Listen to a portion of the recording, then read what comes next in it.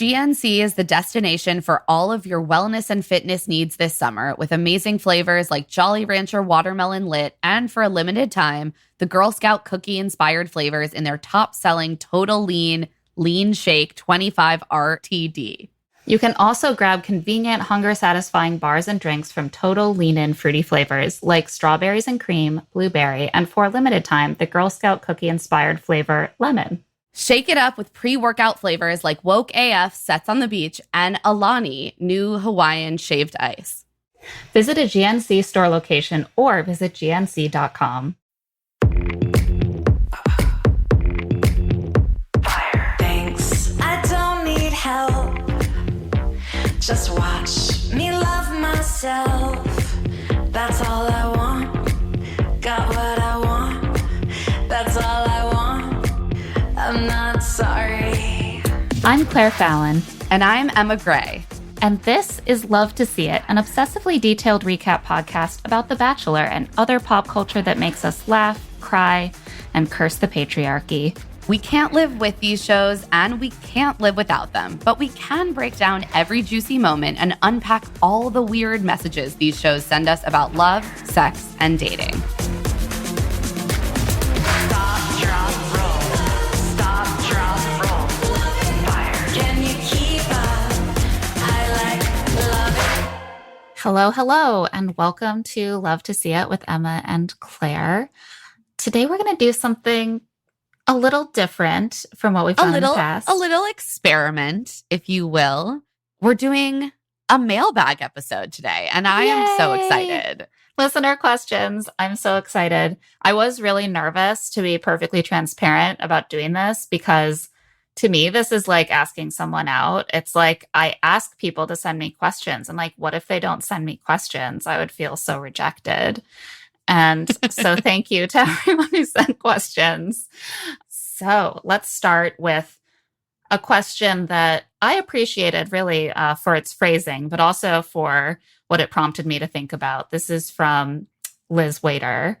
My question for you is, imagine a world in which you're both single and have to be on The Bachelor. This is a Hunger Games style post-apocalyptic universe, and you've been volunteered as tributes. What would be your individual strategies? I appreciate this because I obviously would never go on willingly. I think that it's clear that neither of us would put ourselves in this position willingly. And so there has to be we can't just say like, oh, I would never go on the show. No, we have to think of some strategies. We've been conscripted. Here. Like, we're going on. And imagine that this is the Hunger Games. We can't just be like, oh, at least I'll try to get sent home early. No, I don't want to get an arrow in the throat. I need to try to win The Bachelor. What's my strategy? Gosh. I'm like, can I imagine that I am hot enough to go on this show? Because that also changes here's my what strategy. I would say, Emma, you are already doing this amazingly. I'm trying my best. So much of being hot and attractive to people does come down to confidence and flair. And so I think that we've both definitely invested some time and thought and effort into looking our best, feeling good about our fashion, our hair, our eyebrow styling. You know, that's important. The important thing that we can do in this situation is be like, okay, we might not be the hottest tributes in this pool of 30, but we can come in rocking like an unusual but sexy gown and a striking hairstyle, you know, and look like we think we're the hottest person in the room. Come in with like a demi level of confidence. Yeah, I would go for some sort of like jewel-toned, low-backed dress. I think I would probably invest, just being honest, in some Botox and a little light filler before going on. Eyebrows done. Like I would get my teeth done. Yeah, my teeth, just like everything. Just spend all my money on cosmetic procedures before going in. Really put myself in the best position possible. My strategy also would definitely include, like, I don't want to make enemies in the house. Mm-hmm. I would buddy up to everyone. I think this is a strength of mine. I would make friends with everyone so that there wouldn't be conflict. Even if I sidled up to The Bachelor, everyone would like me so much that they would be less likely to see me as someone like infringing on their time. And I think that is very important. Yeah, I wouldn't certainly want to go for the first impression rose. Like, should I have that option? Like, that wouldn't be ideal to me. I think I would try to like have a good conversation, establish that connection, befriend the other women in the house as much as possible, but not try to like go really hot off the blocks here. No. You want a slow burn. You want to be one of those people who's like, every time that I talk to her, I learn something new. We have a deep, meaningful conversation. We advance. I want to know more about her. I'm also never, ever going to talk about another woman during my time. Right. So much of this is just don'ts. Like, don't use your time to talk about someone else in the house. Just don't do it. Don't get involved in conflict with another contestant in the house if you can avoid it at all. And there, even if they come at you, remove yourself from that situation, you know? Like, so much of it is just don't engage with drama, don't engage with drama, don't engage with drama, and keep all your time with the lead completely focused on what you two have in common, you know, details from both of your pasts, what your future might look like together. Right. The love you want to build. Are you falling for them? I would definitely want to say those things at a reasonable pace. I was going to say, you don't want to drop that language too early, but you also don't want to wait too long. So you have to just sort of lay these breadcrumbs out in a very methodical way. Without coming off as too practiced. And that would be the challenge. But I think we're up for it. I definitely don't.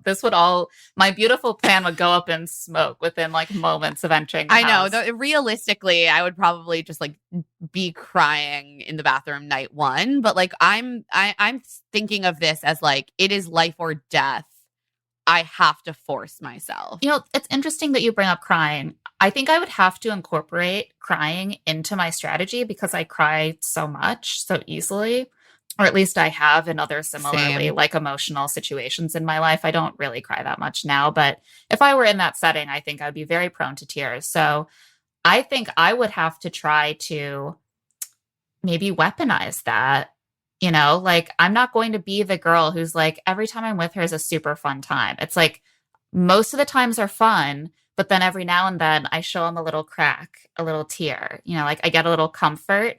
That not only sustains me for the long haul, I think that it makes him feel like the protector, right? I think deploying a little mid-season cry, maybe when you're talking about just not anyone specific, but how difficult it's becoming to see him date other people because you're falling and that's how you know it's real. Like, you know it's real because it's becoming so hard. And all of the other women are so amazing.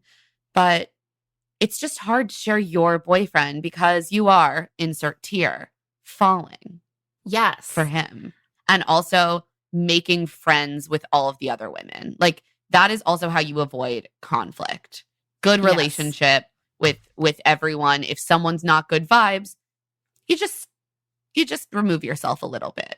Yeah. Sort of like some Abigail energy. Yeah. I would say pursue a handful of like tight friendships, friendly with everyone else, not causing drama, no eye rolling at anyone. I would have a hard time with that. But I would really have to control my face. Really I've been told I have a lot of like resting bitch face and like involuntary sort of sullen reactions to things. So I wouldn't need to like practice that before. Yes. There are some more specific questions from Margaret Goodwill about other elements of like what the strategy would be, which I found interesting. What would the producers feature in your intro package? Obviously, I'm a single mom and my husband has presumably been killed by the regime for meat or something. And so I think definitely my like blonde ringleted little son would have to feature in it. And I'd be like, I just want to be a good mama for him. but like he needs a daddy, and Mr. Bachelor seems like he would be such an incredible father to complete our family. And he's regime approved, which is like win-win. I don't know. What would your package be? Wow, yours is so much more compelling than mine. I think that mine would be the like sad career woman finally ready for, you know, like she's achieved everything in life she wants, but the one thing that's truly important is missing. Like, I think that would be the vibe of mine. It would be like, I grew up, I moved to the big city, became like a successful writer, maybe a little like Sex and the City reference, a little Carrie Bradshaw joke just for like a little bit of cheesiness.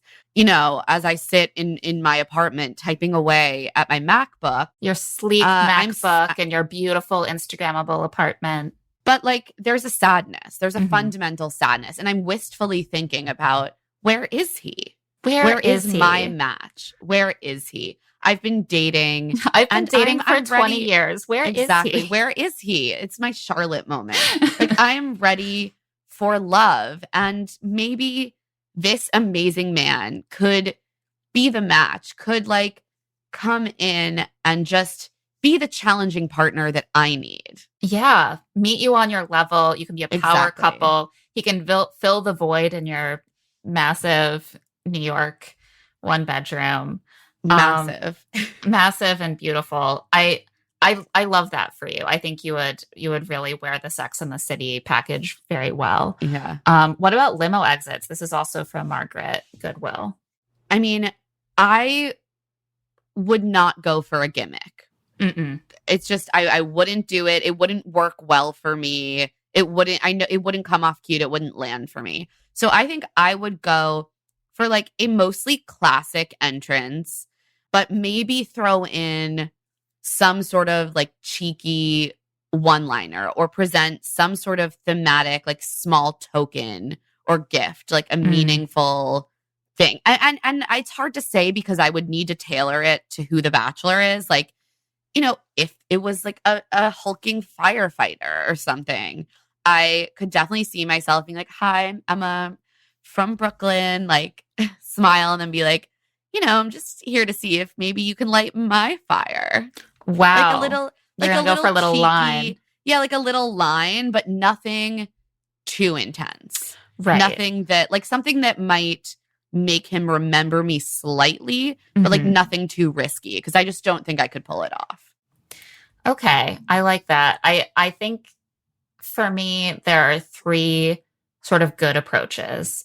One is no gimmick. Just try to seem really real and present in the moment. Yeah. And so my first thought was I would just come out and be like, oh my God, I'm so like nervous right now. Yes. This is so intense. But like, I've been like thinking about how excited I am to meet you for so long. And like, I can't wait to get to know you more inside. That sort of thing. Simple, honest, don't give him any weird associations. I think the other is like some sort of meaningful token that will be present in his pocket, remind him to talk to you, or remind him of you. But you really do have to like tailor that to who the person is, right? Not necessarily. I think that Michael's watch was really good. It can be a family thing. Michael's watch was good because it had some sort of meaning that wasn't too like raunchy or cheesy. It seemed kind of thoughtful. She didn't end up getting to keep the watch because women don't have pockets in their gowns. But I think that sort of thing can work. Or I could bring Max and just be like, yes, we're a package deal, right? I wouldn't be the first single parent to do that. A cute kid, I mean, that's a good sell. Or, you know, split the difference. I bring a small token that is, you know, like something that Max drew for him. You know, that's it, Claire. Yeah, that's what you got to do. Your son drew some sort of family portrait that you were like presenting, like, and he's just missing a daddy. Exactly. Yeah. It's like there was a daddy. See how it's crossed out in red crayon? That's because my husband Did Ben Scott actually bring his son? Maybe. We were trying to remember who brought one. I remember when it happened, everyone was like, whoa. I thought it was Ben Scott, who Ben. ended up being the villain on Dez's season. Yeah, maybe not an association I want. So I would definitely not want to bring the actual child, but just a token from I think we've landed them. on it. A token from your son is the way to go here. Yeah. Would we be there for the right reasons? Also from Margaret. No. I mean, in this scenario that I have still chosen to go with from Liz, no, because we're there because we have to be because of the Hunger Games. By the way, it is Ben Scott, Harry checked, who brought his son. Would we be there for the right reasons? I mean, would I ever go on the show for the right reasons? I don't think so. Would I go for the wrong reasons? Maybe. Like, would I go maybe for a larger platform if it seemed like the best option and it was available to me? Maybe I would. Right. Would I go on because I was being forced to in a post-apocalyptic scenario? Obviously. Yes. Would I go on to find love? I don't think so. That being said, I'm always open to romance, if I'm single. Well, that's why I say no. It's like the right reasons is a bullshit concept fundamentally. Mm-hmm. And I think that we're all practical. We're both practical enough to understand that the chances of finding love are low. It's not that I would go in not open to love, but I don't think that that could possibly be my only or even necessarily primary driver of going on the show. There would have to be other benefits that I knew were much more likely for me to receive. But I think that the right reasons can be maybe capacious enough to embrace that, which is would we go on sort of hard-nosed, laser-focused on strategy? Or if we were on the show, would we find ourselves better able to succeed on the show if we were open to genuinely connecting? And I think that it's true for me. I would have to open my heart to the right reasons to be any good at this, because Same. I'm not good at faking rapport with people. And so if I want to survive this scenario, I have to really hope that I start to genuinely vibe with the lead, like them, be able to oh yeah. No, I would not last at all if there was no genuine connection. Yeah. So it's sort of a yes and no for me. Yeah, a yes right and no, I guess. And I think that that's often the case with people who win, that they have something driving them to succeed on the show and stick around that is initially not just love, that gives them kind of the nerve to go through with a lot of the early stages, and then they start to connect with the lead. So Margaret asked the question in a different way, what strategy would you have? And she has mentioned what characters you might embody or what strategies you might use to build strong connections and get time.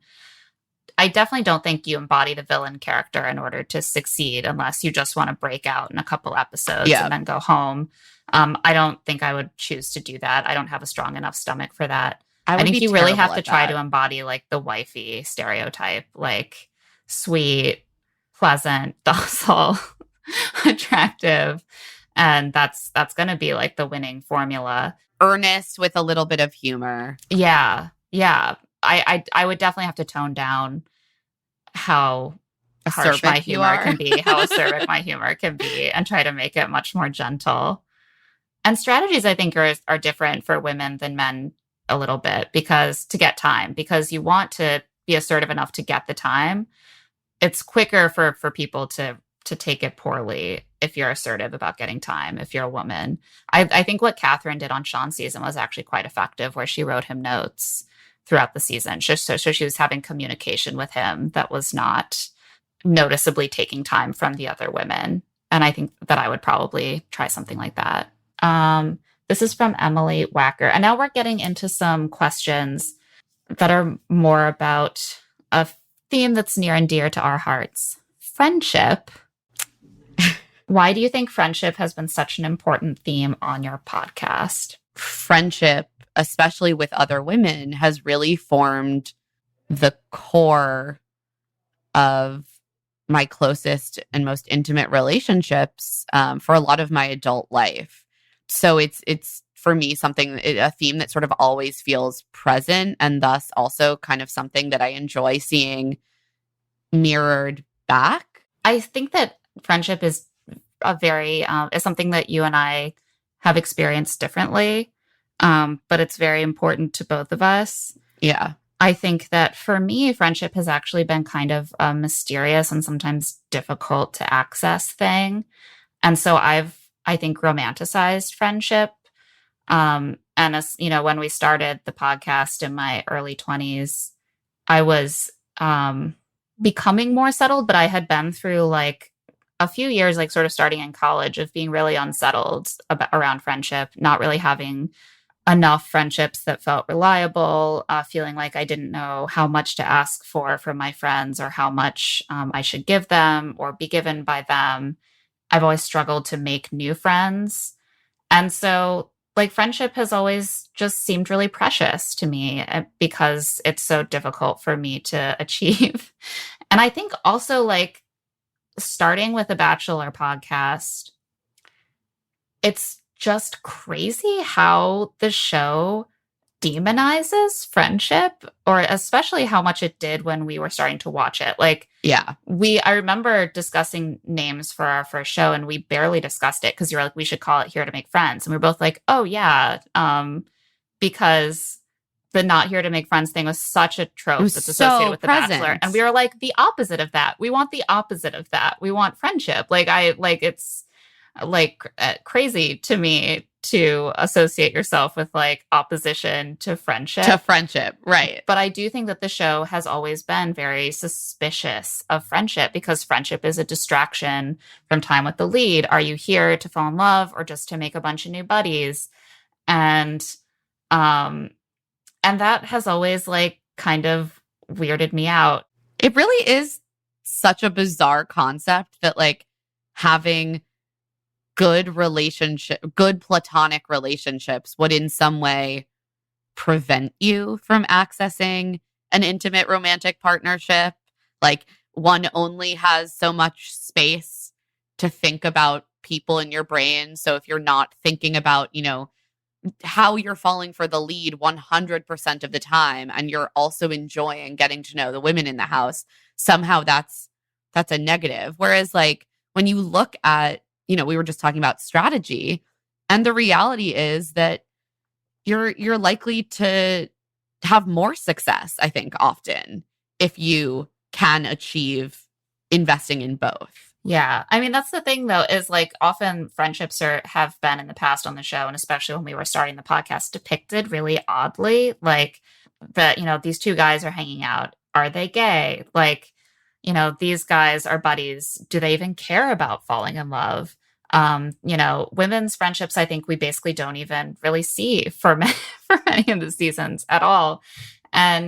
But I also think that the not here to make friends trope is defensive. It's like something you say when you have not made friends. Mm-hmm. And it's like, well, I didn't want to. Like, oh, everyone in the house hates me. That's fine. Like, I don't care what they think. And that's why we end up seeing it so much. Because obviously, like, I don't think most people want to make enemies. It doesn't feel good.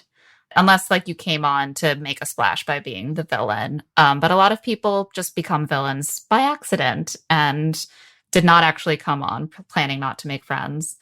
Anyway, I think that the show has definitely drawn my attention more to the question of friendship because of how like absent or vilified it was when we started recapping. I actually wonder if this is a good moment to talk about Emma Polisi's question. Yeah, I think so. Which is related. I read your recent article about friendships that have formed within Bachelor Nation, and I enjoyed it very much, as friendship versus romantic love is something that I've been thinking about a lot lately. While the Bachelor franchise focuses primarily on romantic love, I wonder what this says about how much society values friendships. You wrote about this in your article, but I'm just wondering what your thoughts are about the way reality dating shows such as The Bachelor contribute to valuing romance over friendship. One, platonic love can be just as exciting, comforting, and rewarding as dating. And on the other hand, losing friends can be equally as heartbreaking as a romantic breakup. Yeah, I mean, this is something that I think about a lot and that I have thought about a lot in my life, especially, when I was in my 20s into very early 30s, and I was, dating, but I was unpartnered for pretty much that entire time in my life. And really, really formative, really, really important years of my life. Like it is fairly recent that American women spent good chunks of their adult life building complete social networks, support networks, living situations that were centered around platonic friendship rather than romantic love. And so I think that as a culture, we're probably still kind of settling in how to talk about platonic relationships that are just as exciting and just as significant as romantic ones. And I think that we do it imperfectly. I think there's something about the idea that, like, because you can have many friends, because we assume there's an ebb and flow there in a way that we don't necessarily assume in romantic love, even though, like, romantic partnerships can shift and change, and oftentimes people might have more than one romantic partnership at a time. Like, we still, I think, as a culture, sort of see romantic partnerships as this thing that should be, like, lifted above and, like, more special. And I think it's also something that often would frustrate me as a single person. Going to weddings and feeling like I was, relegated to the bunk beds in the kids' room because I, like, showed up with a friend and not a partner. Or just, like, there are a lot of little ways that I think that the culture sort of signals, especially to women, that if you don't have a steady romantic partnership, that you are alone. And, like, I spent my 20s very much not alone. I spent my 20s surrounded by so many people, so many beautiful friends of all genders. And, like, those relationships were and remain completely invaluable. And so I think that maybe that's why, in part, why Claire and I are so interested when The Bachelor or Bachelorette, Bachelor in Paradise do depict friendships in a way that feels significant. In our article, we talk a little bit about the scene between Jade and Carly on Bachelor in Paradise and how their friendship was, like, a real centerpiece of one of the seasons. And I think allowing friendship to get that sort of romantic, dramatic treatment felt really, really significant at the time. And looking back, it still does. While I was reading this question, I had a lot of thoughts about what is actually going on, like, with the Bachelor franchise and with society. And I think one thing you pointed out is that friendship isn't limited. Like, I think that it's very difficult to dramatize something that feels abundant to access, like to go on a show to meet a friend.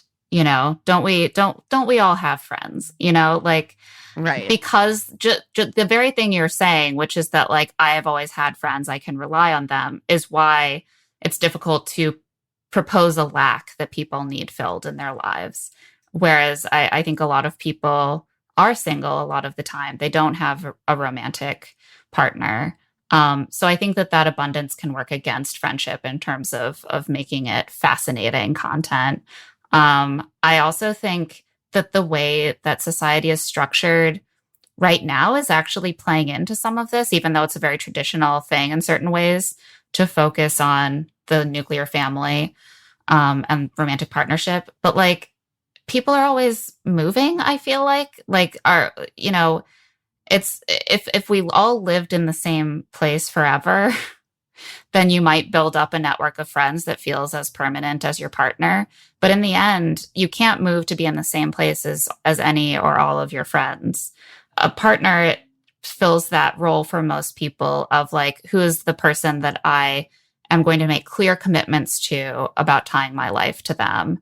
And that gives it stakes. It gives it dramatic stakes of a certain kind that is currently, in the way things are structured for us socially, is difficult. I don't know. It's just like, it feels wrong that there is this difference. I have certainly had friendships that began with a lot of heart fluttering and excitement and thrill. I actually find it very hard to start friendships without that. Like, I think that I do need kind of an infatuation to start a friendship. But then once you have that, there isn't like a clear, sort of consummation to that in the same way. There isn't, the same kind of like intrigue over like the sex component or the commitment. I don't know. I think that all of those things make it more difficult to give friendship a narrative arc. It can kind of feel more like it's in the background. Yeah, I think that's a really good point. And I actually want to recommend an essay by the writer B.D. McClay in Lapham's Quarterly called Summer, Glorious Summer, that is about friendship in literature and kind of addressing this question of like, what kind of story is there to be written about friendship? And I think it has a lot of interesting insights. But one thing she says is when friendship exists in the background, it's unremarkable, but generally uncomplicated. But when friendship becomes the plot, then the only story to tell is about how the friendship ended. And I think that there's a truth to that. Like once a friendship has begun, I think there's often an assumption, a sense of comfort that it will be easy and it will like continue. There's no reason for it to end, right? And a friendship can end and it can be really heartbreaking. And that's the story, I think, sometimes. But I think that it can be difficult to create that drama on a TV show. But maybe it's because we're not trying. I don't know. I do think that probably more could be done to zone in on these friendships and lift them up. Like, I do sometimes wonder, like, why don't we have ways to celebrate like friendship anniversaries the way we do partnerships? Oh my God, because then like I would have so many anniversaries. I'm tired just thinking about it. That's true. It's too much to keep up with. That's actually the reason, is that you do have too many partnerships. But I do think that there is something valuable in looking at your friendships as relationships that are as invaluable as a romantic partnership. Like something that felt really obvious to me getting into a romantic partnership when I was already kind of settled in a lot of ways, and especially became obvious during quarantine, is that as many wonderful, incredible things as I get from my partner, which I do, I can't get everything from him.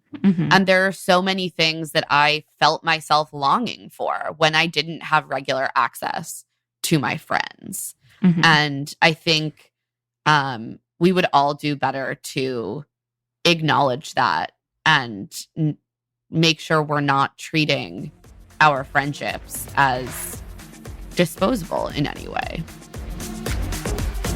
We'll be right back with more mailbag questions. Can you keep up? I love it. There's no one-size-fits-all solution when it comes to hair care.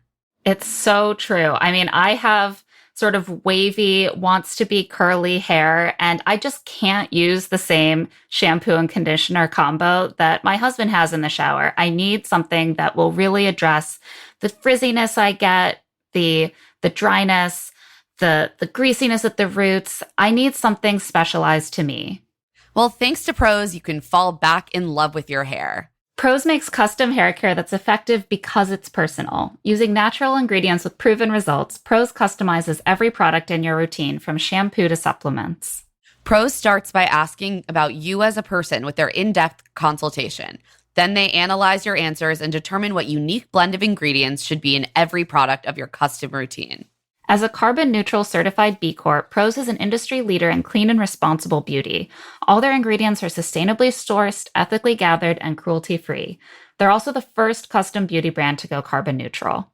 If you're not 100% positive Prose is the best hair care you've had, they will take the products back, no questions asked. But personally speaking, I just love having products for my curly hair that actually address all of the needs I have. The conditioner, the deep conditioning mask, the shampoo that doesn't strip my hair. It just makes it, shinier and softer, and I can't imagine wanting to return it.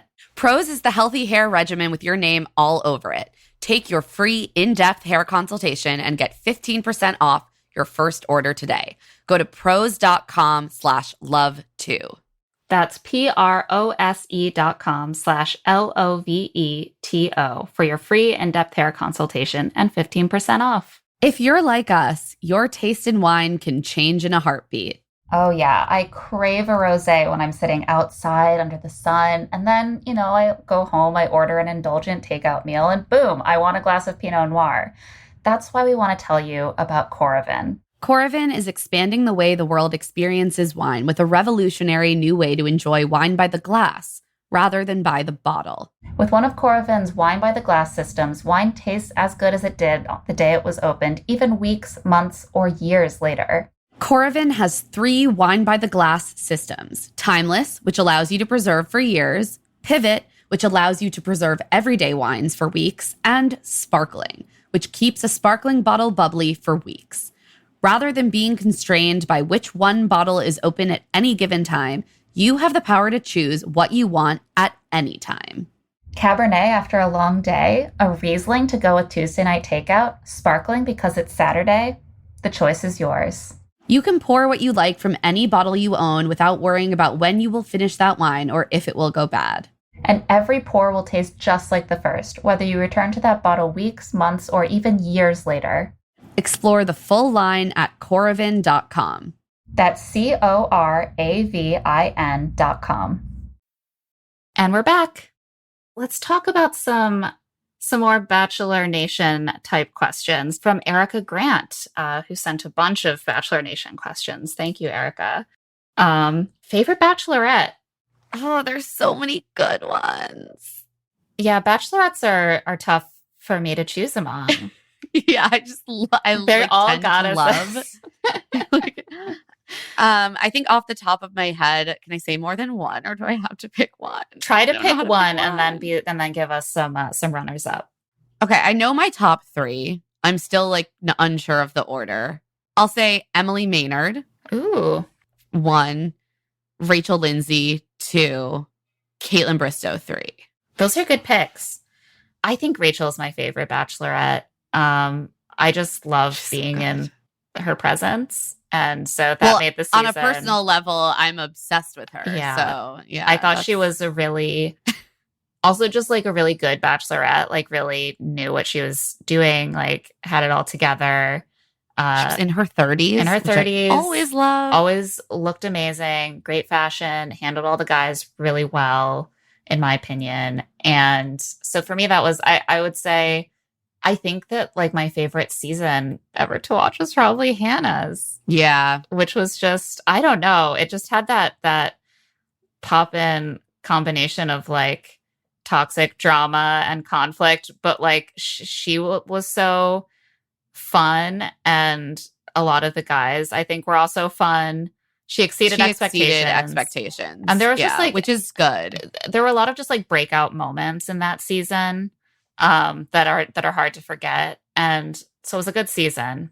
Emily was just really fantastic. She had the ability to tell someone off, which is, I love that. Yeah. I mean, I think Rachel also had that in spades. Yeah. And ultimately, actually, Hannah was able to do that with Luke. I love, and I like when it's earned. Right. When the person does something bad enough and then the Bachelorette is able to respond to it in a strong way.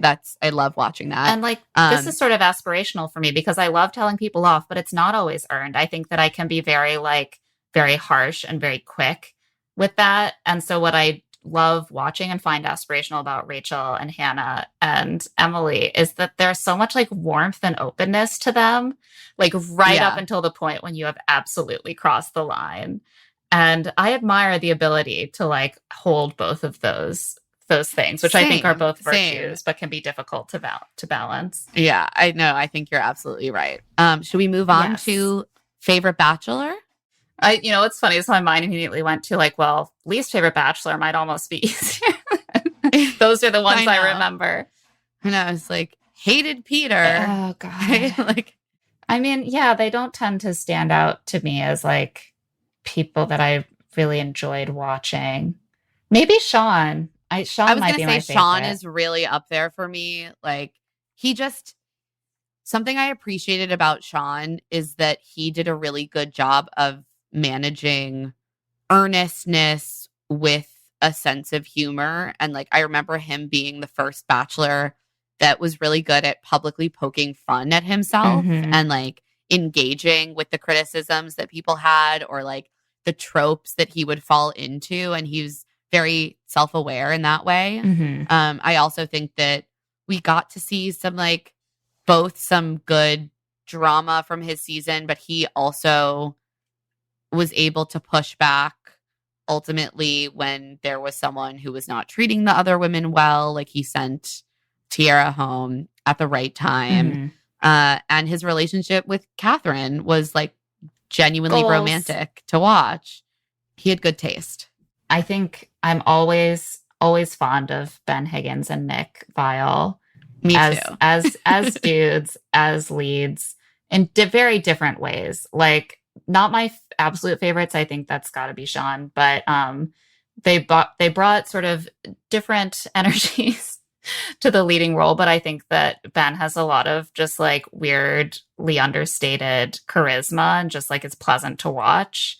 Yeah. Even though I can't really describe anything about him. Like he just like is nice and always happy to see him on my screen, like doing crazy things, like telling two women that he's in love with them.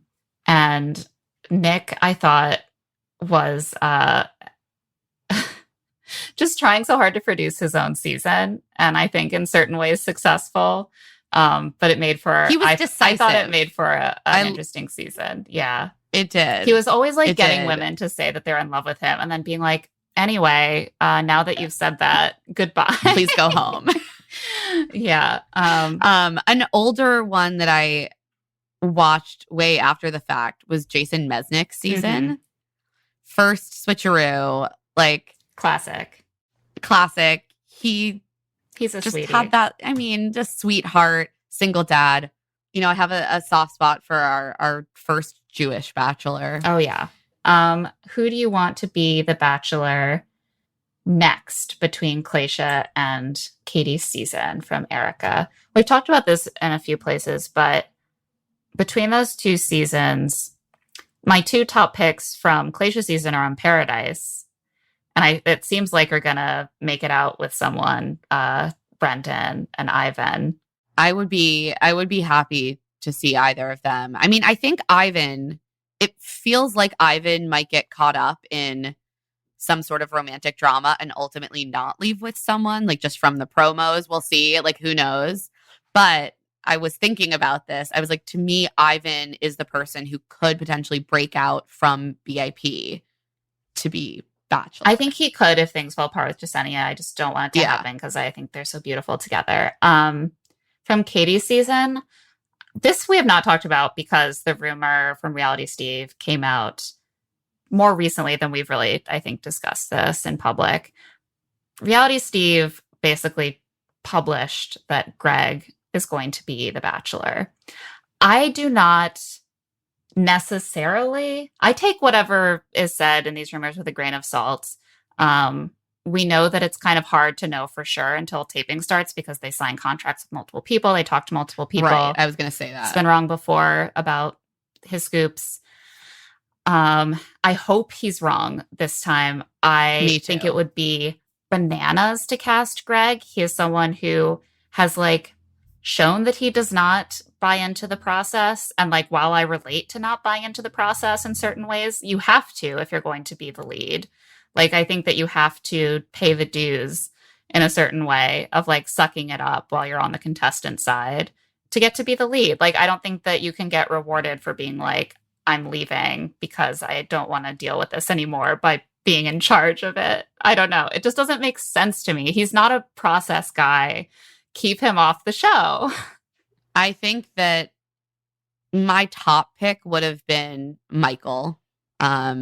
But I've heard some rumors that he did not want the gig. So it might not be Michael. I do still think Andrew and Justin would both be good picks. Me too. And I do still think Michael would be a good pick if he is in the running. So I do want to put in a plug for Michael. And I want to endorse Andrew and Justin as well. Yeah, I think there are a lot of like good options, to be honest. There are. And And also, you could go back further. I've said it before, and I'll say it again. Mike Johnson's still out there. Hashtag Mike Johnson for Bachelor. In my opinion, that campaign has never ended. So why can't it be Mike? Look at his face. Look at his face. That's a Bachelor face. Oh my God. It's crazy to me that he has never been made Bachelor. But between those two seasons, I think there are a number of guys that we would be happy to see. Not Greg. Thoughts on all of the ladies from Matt's season, specifically the crowd who lives in New York, who don't seem friendly with Katie? Why do you think that is? This is also from Erica Grant. It's difficult to say. Obviously, we don't have all the information. We don't know. We don't have all the information on what went down. Harry is saying this is a classic East Coast, West Coast rivalry. So true. It's beef. I mean, I think that it's clear that we don't see everything that happens on the show. I think that a lot of us saw things that we didn't like from some of the women. We saw things we did like from Katie. And that's valid for us to have opinions on those things. I think then it was surprising to a lot of people to see the conflict between Katie and some of the other cast at Women Tell All. It was surprising to us. We don't know if that is because Katie's personality just doesn't gel with all of these women, or if there was more to the drama that was less flattering to her that we didn't see, or just, that they're just people who don't have the same approach to a situation in the house that sounded like it was challenging. I think that there was drama in the house. Women wanted to approach it in different ways. Katie handled it in her own way, and that affected a lot of people. And I do think that that might be part of it, that if you thought that it should go down in one way, and another woman was like, I'm just going to go to Matt about it and cut right to the chase, and then there's a cascading effect. I think that some of the women continued to have feelings about that. I also think part of this is just indicative of how any friendships form and strengthen. Very often the women who come off of these shows lean on each other when the show is filming. I think if you are in an area where there are other women who've had the same experience as you're going to end up post-show getting close with the people who live near you or who frequently visit your city. I think that that's very normal and natural. And so if we're talking specifically about the crowd of women who live in New York, yes, maybe some of them weren't, besties with Katie during filming, but I imagine those relationships might look different if Katie, say, lived in New York City and had been there the entire time post-show. We don't know. But I do suspect that, I think some of the women who live in New York were super, super close during filming, but I don't know that all of them were necessarily always agreeing and best friends in everything we saw on the show. Drama from the show can definitely ease if you're able to hang out in a different setting. Right. I do think also that Women Tell All was interesting, not just because it was clear that there was sort of a divide between Katie and much of the house, but also because specifically Katie told a lot of the women that them being bullied online and harassed was karma. And so I do think that there may be a little bit of bad blood, because a lot of these women were getting racist messages and harassment and continued to for a while. And Katie was a fan favorite, and I think kind of fed into that by saying it was their own fault and they deserved it. And I can imagine that if Katie feels they deserved it, maybe she doesn't want to be their friend. And if they feel like Katie was justifying the kind of harassment they were receiving from the audience, maybe they don't feel super excited to build bridges either. We don't know all the details of that, but that was a moment that we saw that did kind of strike me. Ooh, we have a question that's more current about Bachelor in Paradise from Alex Hazelton. I have a question about the two clickbait hosts, Joe and Natasha. Were they recording while in Paradise? Also, Natasha pretending to not know who Piper was last week while having a podcast that literally covers The Bachelor just seemed to insult the audience. Are they trying to protect them? Derek was vilified for having a podcast. but Clickbait is a sponsored podcast. Because Derek Peth was co-hosting The Bachelor when he was on. And I do vaguely remember that being a bit of a thread, like, oh, he's just here to get material for the podcast. Sort of thing. And now there's like 5 official Bachelor podcasts. I don't listen to Clickbait. And so I always forget that Joe and Natasha have a podcast together. Like, I keep being like, oh, did Joe even know anyone in Paradise? And I was like, they literally do a podcast together. I don't think they recorded while they were in Paradise. I listened to a little bit of snippets from this season of the podcast to get ready for this. And there definitely was like a welcome back from Paradise episode where Tayshia was like, I missed you guys while you were in Paradise.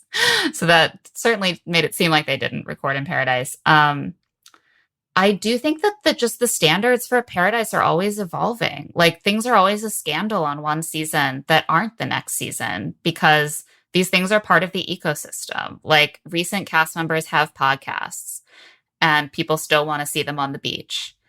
So it has to be okay. Right. Recent Bachelor alums slide into each other's DMs, and people still want to see them on the beach. So it has to be okay.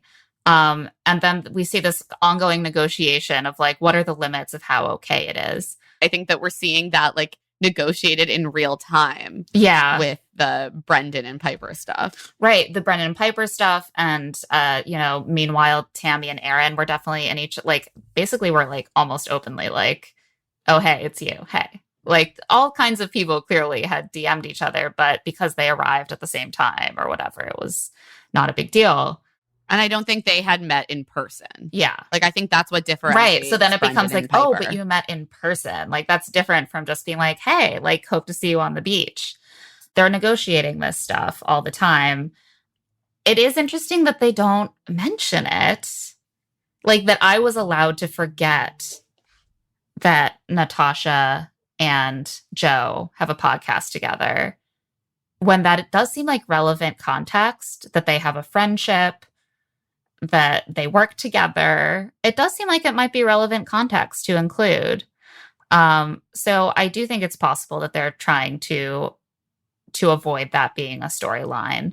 But I think that part of that is also not just in editing. I think it's probably also the case that the rest of the cast isn't that bothered by it.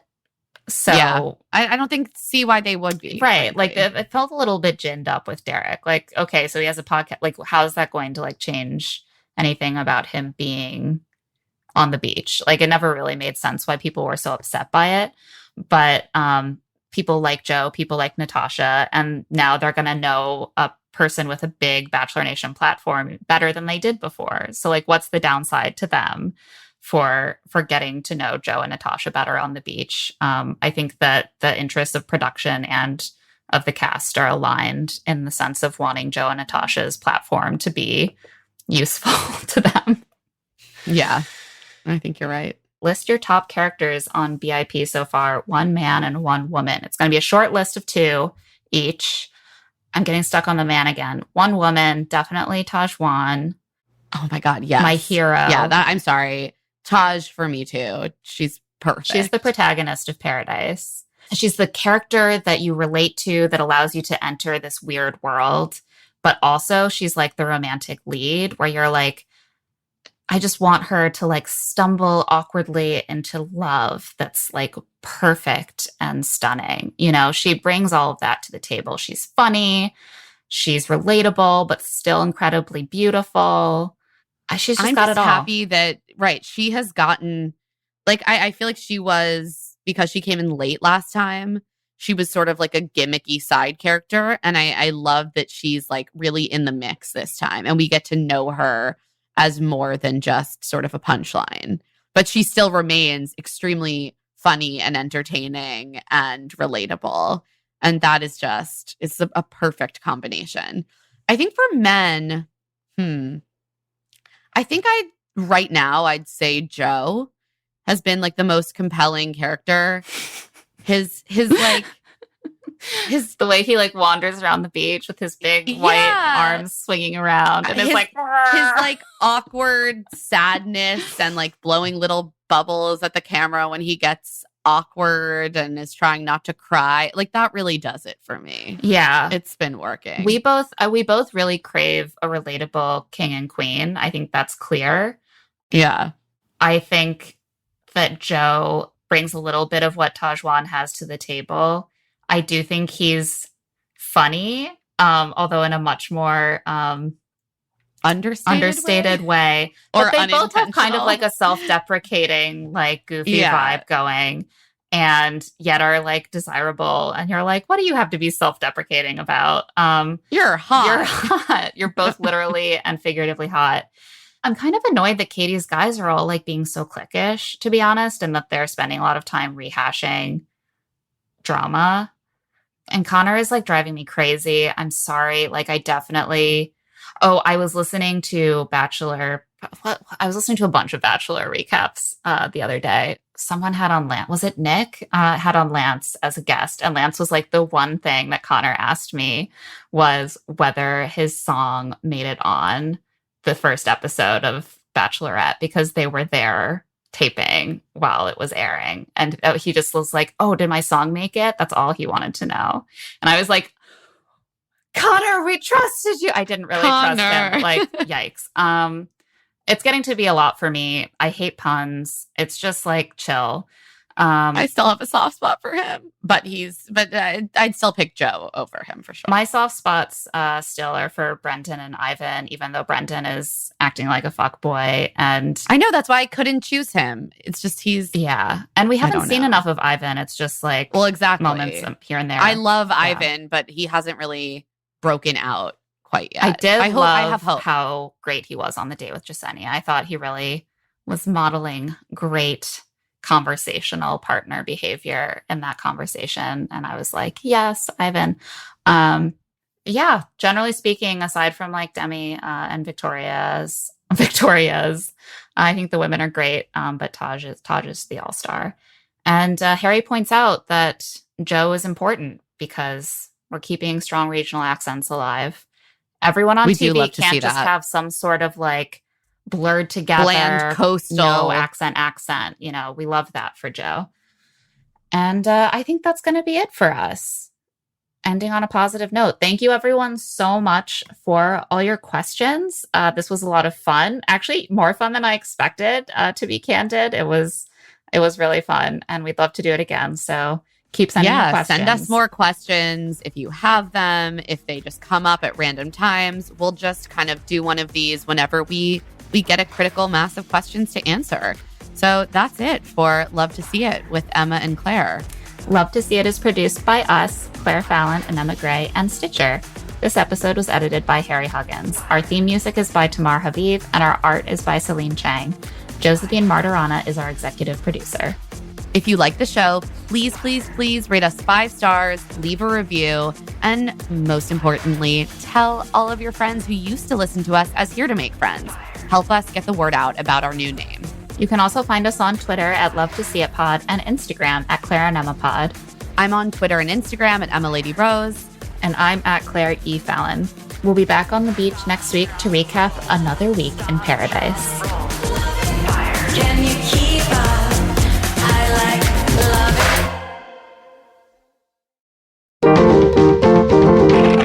it. Stitcher.